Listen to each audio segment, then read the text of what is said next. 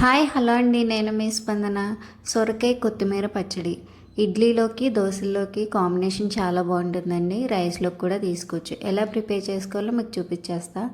2 table స్పూన్ల oil వేసుకుని 1 table spoon జీలకర్ర, 10 వెల్లుల్లి రెబ్బలు ఇవి వేసుకుని ఒకసారి ఫ్రై చేసుకోవాలి. ఇవి ఫ్రై అయిన తర్వాత సొరకాయ ముక్కలు సన్నగా కట్ చేసుకోవాలండి. ఇలా చిన్న చిన్న ముక్కల్లా కట్ చేసుకుని మూత పెట్టేసి ఒక 5 నిమిషాలు మగ్గించుకోవాలి. ఇలా మగ్గించుకున్న తర్వాత దీనిలోనే 10 పచ్చిమిర్చి, 3 టొమాటోలు, కొత్తిమీర ఇవన్నీ వేసి మూత పెట్టేసి ఒక 5 నిమిషాలు మగ్గించుకోవాలి. ఇవన్నీ కూడా చక్కగా మగ్గిపోయినాయి. ఇది చల్లారాక మిక్సీలో వేసుకోవాలి.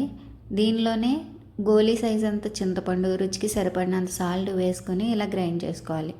దీన్ని మనం తాలింపు పెట్టుకోవాలి. అందుకోసం 2 టేబుల్ స్పూన్ల ఆయిల్, 1/2 టేబుల్ స్పూన్ ఆవాలు, 1 టేబుల్ స్పూన్ జీలకర్ర, కొద్దిగా కరివేపాకు వేసి తాలింపు పెట్టుకుంటే ఎంతో టేస్టీగా సొరకాయ కొత్తిమీర పచ్చడి అనేది రెడీ అయిపోయింది. వీడియో నచ్చితే లైక్ చేసి సబ్స్క్రైబ్ చేయండి. Thank you.